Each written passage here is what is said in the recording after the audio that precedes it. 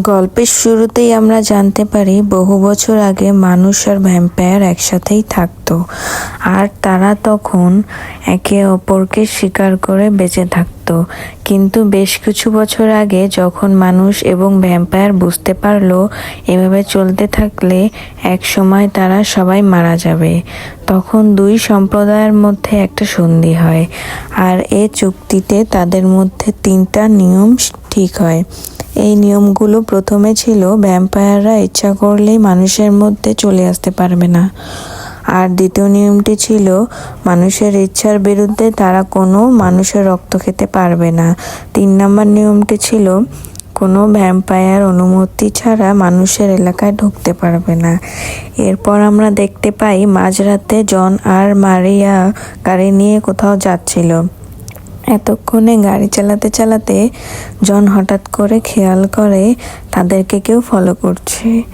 তখন জন গাড়ি থামিয়ে দেখতে পায় এটা আর কেউ নয়, এটা ছিল ভিক্টর নামের একটা ভ্যাম্পায়ার। কিন্তু অনুমতি ছাড়া তো তাদের এখানে আসার কথা না। তখন সে বুঝতে পারে নিশ্চয়ই কিছু একটা হয়েছে, তাই সে দ্রুত গাড়ি চালিয়ে সাহায্যের জন্য তার বন্ধুদের আস্তানায় চলে আসে। কিন্তু জন তাদের আস্তানায় ঢোকার সময় খেয়াল করে কোনো সাড়া শব্দ নেই, তাই সে খুব সাবধানে ধীরে ধীরে ভেতরে ঢোকে। কিন্তু ভেতরে ঢোকে সে দেখে সেখানে তার বন্ধুদেরকে কেউ একজন মেরে ঝুলিয়ে রেখেছে, আর এটা দেখে জন বেশ ঘাবড়ে যায়। সে সোজা চলে আসে গাড়ির সামনে, কিন্তু গাড়ির কাছে ফিরে এসে জন দেখে সেখানে মারিয়া নেই, আর গাড়ির দরজা ভাঙা দেখে জন বুঝতে পারে নিশ্চয়ই মারিয়াকে ভিক্টর তুলে নিয়ে গেছে।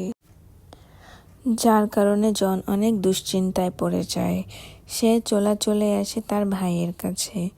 জনের ভাইয়ের নাম ছিল বেনি। জন তার ভাইকে বলে, তোমাকে একটা দিনের জন্য আমার এই গাড়ি চালাতে হবে। আমি একটা কাজে শহরের বাইরে যাচ্ছি। যদি কেউ তোমাকে প্রশ্ন তাহলে তুমি বলবে তোমার নাম জন, আর সে যদি কাজটা ঠিক মতো করতে পারো তাহলে বেশ ভালো অঙ্কের টাকা পাবে। আর তাই সন্ধ্যা হতেই বেনি জনের গাড়ি নিয়ে বেরিয়ে পড়ে। জন আসলে বেশ কিছু আন্ডারওয়ার্ল্ডের গ্যাংদের সাথে কাজ করে, আর এই গ্যাং থেকে তাকে যেভাবে ইনস্ট্রাকশন দেওয়া হচ্ছিল জন সেগুলোই পালন করত। আজকে জনের দায়িত্ব ছিল 2 জন কাস্টমারকে গাড়িতে করে পুরো শহর ঘোরাতে হবে। জনের জায়গায় বেনি গাড়ি নিয়ে নির্দিষ্ট স্থানে চলে আসে। সেখানে জো আর বেলেয়ার নামে 2টা মেয়ে তার গাড়িতে ওঠে। গাড়িতে উঠে তারা বেনিকে 5টা ক্লাবের অ্যাড্রেস দেয়, আর তাকে বলে সারা রাত তাদেরকে এই 5টা ক্লাব ঘুরিয়ে সকালের আগে তাদেরকে আবার আগের জায়গায় নামিয়ে দিতে হবে। এবার দেখা যায় বেনির গাড়িতে করে তারা প্রথমে যে জায়গাটিতে আসে সেটা একটা নাইট ক্লাব ছিল। অন্যদিকে তখন জনকে দেখা যায় সে একটা ছবির সামনে দাঁড়িয়ে আছে। আসলে এই ছবিটা ছিল ভ্যাম্পায়ার আর মানুষের মধ্যে চুক্তির একটা দৃশ্য। আর তখনই জনের দলের একজন তার সাথে দেখা করতে আসে। জন তাকে বলে বহু বছর আগে মানুষ আর ভ্যাম্পায়ারদের মধ্যে যে চুক্তিটা হয়েছিল সেটা শেষ হয়ে গিয়েছে। তার মানে কাল সকালে হয়তো মানুষ আর ভ্যাম্পায়ারদের মধ্যে যে কোনো একদল বেঁচে থাকবে। এরপর আমরা আবার বেনিকে দেখতে পাই। বেনি তখন নাইট ক্লাবের বাইরে তার 2 জন কাস্টমারের জন্য গাড়িতে বসে অপেক্ষা করছিল। গাড়ি থেকে বের হয়ে আশেপাশে দেখার সময় লক্ষ্য করে তার চোখ পড়ে মাটির দিকে।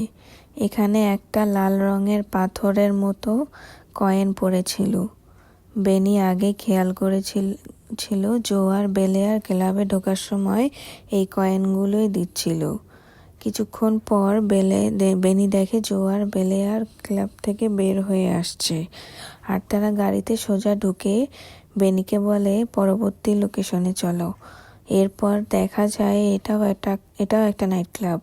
জো আর বেলেয়ার ক্লাবে ঢোকার পর সে অনেক বোর হচ্ছিল। একা একা গাড়িতে বসে থাকতে। তাই কিছুক্ষণ সে একটা ম্যাগাজিন পড়ে, কিন্তু তারপরও সময় যেন কিছুতেই কাটছিল না। আর তখনই পিছনের দিকে তাকিয়ে দেখে গাড়ির সিটে 2টা ব্যাগ পড়ে আছে, যেগুলো জো আর বেলিয়ার আগের ক্লাব থেকে নিয়ে এসেছে।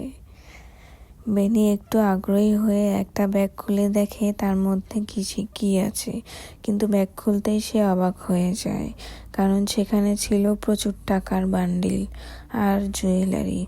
কিন্তু বেনি যখন সেখান থেকে একটা টাকার বান্ডিল নিয়ে টাকাগুলো দেখছিল, তখন সে খেয়াল করে টাকার ভিতরে রক্ত লেগে আছে। এমনকি সেখান থেকে কিছু রক্ত ছিটকে তার মুখে লাগে। আর তখনই পেছন থেকে সে একটা পুলিশের গাড়ি আসতে দেখে। এই ঘটনা সে একটু ভয় পেয়ে যায়। তাই সে দ্রুত নাইট ক্লাবের ভিতরে ঢুকে পড়ে। আর ক্লাবে ঢুকে সময় রিসিপশনিস্ট তাকে আটকায়, কিন্তু বেনির পক্ষে থাকা সে লাল রঙের কয়েনটি দিয়ে সে ক্লাবে ঢোকার পারমিশন পায়। তারপরে সে উপরে এসে সে যখন একটা রুমে ঢোকে, তখন সে একটা ভয়ানক দৃশ্য দেখতে পায়। তার সামনে জো আর বেলেয়ার 2জন মানুষকে বেঁধে রেখেছে, আর তারা সেই 2জন মানুষের শরীর থেকে রক্ত খাচ্ছে। কিন্তু হঠাৎ করে বেনি এসে পড়ায় বেলেয়ার তার দিকে ফেরার সময় তার ডোনার মারা যায়। আর এটা দেখে অন্য ডোনার তাদের 2জনকে ভয় দেখিয়ে বলে, নিয়ম অনুযায়ী তোমরা রক্ত খেতে পারবে, কিন্তু কোনো মানুষকে মারতে পারবে না। তাই তোমরা এখন নিয়ম ভঙ্গ করেছো, আর এটা যদি আমার বস জানতে পারে তাহলে তোমরা বাঁচতে পারবে না। তখন জো রেগে গিয়ে ওই লোকটার রক্ত আরো বেশি করে খেয়ে ফেলে। এতে করে সে লোকটাও মারা যায়। কিন্তু চোখের সামনে এমন দৃশ্য দেখে বেনি তখন ভয়ে সেখান থেকে দৌড়ে নিচে চলে আসে। নিচে আসতেই সে দেখতে পায় তার গাড়ির সামনে একজন পুলিশ অফিসার দাঁড়িয়ে আছে। বেনি সোজা সে অফিসারের কাছে যায়। সে তাকে সবকিছু খুলে বলে। অফিসার বেনিকে বলে, তুমি নিশ্চয়ই নেশা করেছো। তখন সে বেনিকে অ্যারেস্ট করে নিয়ে যাচ্ছিল। ঠিক তখনই সেখানে জো আর বেলিয়ার চলে আসে। তারা দূর থেকেই পুলিশকে বলে, এটা আমাদের ড্রাইভার, তাকে ছেড়ে দাও। আসলে পুলিশ অফিসার ভিক্টর নামে সেই ভ্যাম্পায়ারের লোক, তাই সে ভ্যাম্পায়ারদের ব্যাপারে সবকিছুই আগে থেকে জানতো। তাই সে বেলিয়ারের কথায় বেনিকে ছেড়ে দেয়। বেনি তখন বুঝতে পারে এখানকার পুলিশরা ভ্যাম্পায়ারদের সাথে মিলে আছে। বেনি তখন তার ফোন দিয়ে জানকে মেসেজ করতে যাচ্ছিল, কিন্তু জো সেটা দেখে ফেলে আর বেনির থেকে ফোনটা কেড়ে নিয়ে ভেঙে ফেলে। সে বেনিকে বলে, কাজ শেষ হওয়ার আগ পর্যন্ত তুমি আমাদের সাথেই থাকবে এবং কারোর সাথে যোগাযোগ করতে পারবে না। এরপর আমরা দেখতে পাই ভিক্টরের বাড়ি। এই বাড়িতে ভিক্টর অনেক মানুষকে আটকে রেখেছে, আর তাদের সবার শরীর থেকে অটোমেটিক রক্ত শুষে নেওয়া হতো। আসলে পুরো শহরটা কয়েকজন ভ্যাম্পায়ার বোস চালাতো, আর তাদের মধ্যে গ্রেস একজন। কিন্তু ভিক্টর আসার পর দেখা যায় গ্রেস তার উপর অনেক রেগেছিল, কারণ আজ রাতে জনের গার্লফ্রেন্ডকে কিডন্যাপ করার পর থেকে ভ্যাম্পায়ার আর মানুষের মধ্যে সেই চুক্তি ভেঙে যায়। তাই বহু বছর ধরে সবাই শান্তিতে থাকার পর এখন হঠাৎ করে পুরো শহরের অশান্তি নেমে এসেছে। ভিক্টর তখন গ্রেসকে বোঝানোর চেষ্টা করে যে আমরা ভ্যাম্পায়ার, আমরা মানুষের থেকে বেশি শক্তিশালী, তাহলে আমাদেরকে কেন তাদের নিয়ম মেনে চলতে হবে। এই নিয়মের কারণে আমরা সবসময় লুকিয়ে লুকিয়ে থাকি। এত বড় একটা শহরে নিজেদেরকে জেলখানাবন্দি কয়েদির মতো মনে হয়। কিন্তু গ্রেস তার কোনো কথাই শুনতে রাজি ছিল না। গ্রেস বলে, এখন যদি জন তার দল নিয়ে এক এক করে ভ্যাম্পায়ারদের পেছনে পড়ে তাহলে কি হবে। আর তাই গ্রেস ভিক্টরকে সতর্ক করে, কিন্তু ভিক্টর যখন বুঝতে পারে গ্রেস কিছুতেই তাদের দলে আসবে না, তখন সে গ্রেস আর তার সাথে ইভাকে মেরে ফেলে। এদিকে বেলিয়ার তখন বেনিকে বলে, এই শহরে আমাদের 5জন বস থাকে, কিন্তু ভিক্টর আমাদের বস না। এই সব বসদেরকে কথা দিয়েছে সবাইকে স্বাধীনভাবে বাঁচতে দিবে। আর তাই আজকে আমাদের প্ল্যান ছিল, যারা মানুষ এবং ভ্যাম্পায়ারের চুক্তি টিকিয়ে রাখতে চায় তাদের সবাইকে মেরে ফেলা। তোমার ভাই জনকেও মেরে ফেলার কথা ছিল, কিন্তু আজকে তুমি তোমার ভাইয়ের জায়গায় চলে এসে তাকে বাঁচিয়ে দিয়েছো। এরপর আমরা দেখতে পাই জন তার সঙ্গী সাথীদের নিয়ে ভ্যাম্পায়ারদের একজন বসের বাড়িতে আসে। সেখানে এসে জন দেখতে পায় ভ্যাম্পায়ার বসের অবস্থা আগের থেকেই খারাপ। জন তাকে জিজ্ঞাসা করে, তোমার এই অবস্থা কে করেছে? বস জানায় ভিক্টর 2জন মেয়েকে দিয়ে পুরো শহরে বসদেরকে মেরে ফেলেছে। এটা বলে সে নিজেকে ঠিক করার জন্য জনের রক্ত খেতে চায়, কিন্তু তারা আগেই জন তাকে গুলি করে মেরে ফেলে। অন্যদিকে বেনি তখন জো আর বেলেয়ারকে নিয়ে আর একটা ক্লাবে চলে আসে। ক্লাবে ঢোকার সময় বেনির সাথে তার কলেজের বন্ধুদের সাথে দেখা হয়, কিন্তু তার বন্ধুরা তাকে নিয়ে হাসাহাসি করছিল, কারণ সে একটা ড্রাইভারের ড্রেস পরে 2টা মেয়েকে নিয়ে ঘুরে বেড়াচ্ছে।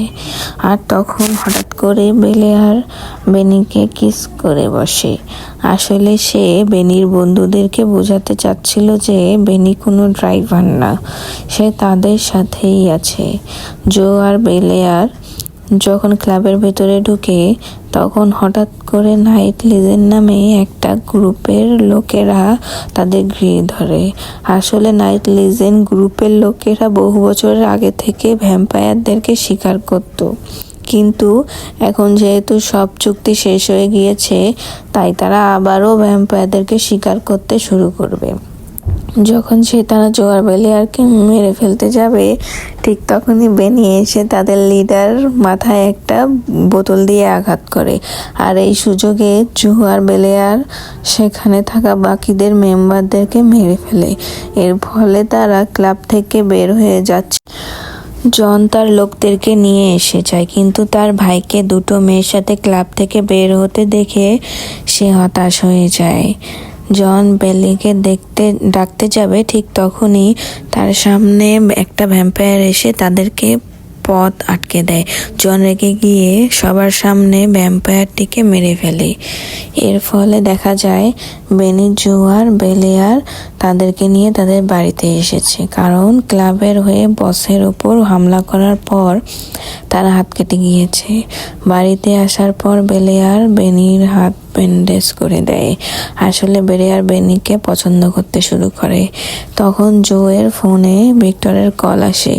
ভিক্টর জানতে চায় তারা এখন পর্যন্ত কতজন বসকে মারতে পেরেছে। বেলেয়ার জানায় যে আমরা 4জনকে মেরেছি, আর এখন একজন বাকি আছে। এদিকে জন আর তার লোকজন নিয়ে যখনই ক্লাব থেকে বের হয়ে অন্য জায়গায় যাচ্ছিল, তখনই তাদেরকে একটা পুলিশের গাড়ি ফলো করে। কিছু দূর আসার পর পুলিশের গাড়িটা তাদের গাড়ি আটকিয়ে দেয় এবং পুলিশ জনকে জানায় যে ভিক্টর তোমার সাথে কথা বলতে চায়। সে একটি রেস্টুরেন্টে তোমার জন্য অপেক্ষা করছে। এটা শুনে জন ভিক্টরের সাথে রেস্টুরেন্টে দেখা করতে আসে। ভিক্টর তখন জনকে বলে, তোমাদের সাথে যে ভ্যাম্পায়ারগুলো চুক্তি করেছিল তারা এখন আর কেউই বেঁচে নেই। তারা এখন আমি যেটা বলবো তাই হবে। আমার রুলস মেনে থাকতে পারলে তোমরা বাঁচবে, না হলে মরবে। কিন্তু জন তার কথার কোনো পাত্তা না দিয়ে তাকে জিজ্ঞেস করে মারিয়া কোথায়। তখন ভিক্টর আস্তে আস্তে বলে, আমি এখন যে খাবারটা খাচ্ছি এটাই মারিয়া। এটা শুনে জন তার বন্দুক বের করে ভিক্টরের মাথায় গুলি করে দেয়, কিন্তু ভিক্টর যেহেতু ভ্যাম্পায়ার তাই তার কিছুই হয় না, উল্টে সে জনকে বন্দি করে ফেলে। এদিকে বেনি, জো আর বেলেয়ারকে নিয়ে শেষ বসকে মারতে চলে আসে। এই বসের নাম ছিল রোকো। যখন জো ভিক্টরে যায় রোকোর সাথে কথা বলার জন্য, তখন বেনি আর বেলেয়ার বাইরে বসে গল্প করছিল। হঠাৎ বেলেয়ার বলে, ভিক্টর আমাকে প্রায় 50 বছর আগে ভ্যাম্পায়ার বানিয়ে দিয়েছে, আর তারপর থেকে আমি এমন, কিন্তু আমি আমার স্বাভাবিক জীবনে ফিরে যেতে চাই। এই সব কিছু থেকে দূরে গিয়ে শান্তিতে নিজের জীবনটাকে উপভোগ করতে চাই। তখন বেনি বলে, আমার নিজ আপন বোন বলতে শুধু আমার ভাই আছে। আমি বেঁচে থাকতে আমার ভাইয়ের কোনো ক্ষতি হতে দিব না। এই সব কথা বলতে বলতে তারা দুজনে একটু ক্লোজ হয়ে পড়ে। তখন বেলিয়ার বলে, আমি তোমাকে একটা কথা বলতে চাই, তবুও বলতে চাই। তোমার ভাই জনকে হতে থাকে। এই অবস্থায় বেনি গাড়ি নিয়ে তাদের সেখান থেকে সুরক্ষিতভাবে বের করে বাড়িতে নিয়ে আসে। এরই মধ্যে সকাল হয়ে যায়।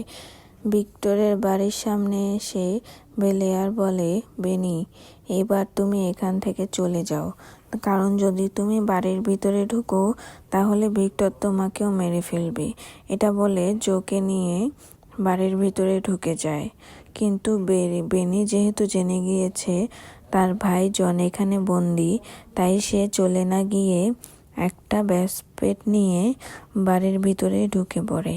আর সেখানে ঢুকে সে দেখতে পায় বাড়ির ভিতরে অনেকগুলো কাচের বক্সে মানুষের বন্দি করে রাখা হয়েছে। আর সেখানে সে তার ভাইকেও দেখতে পায়। বেনি তার ভাইকে দেখে তার হাতে থাকা ব্যাসপ্যাক দিয়ে কাঁচটা ভাঙার চেষ্টা করে।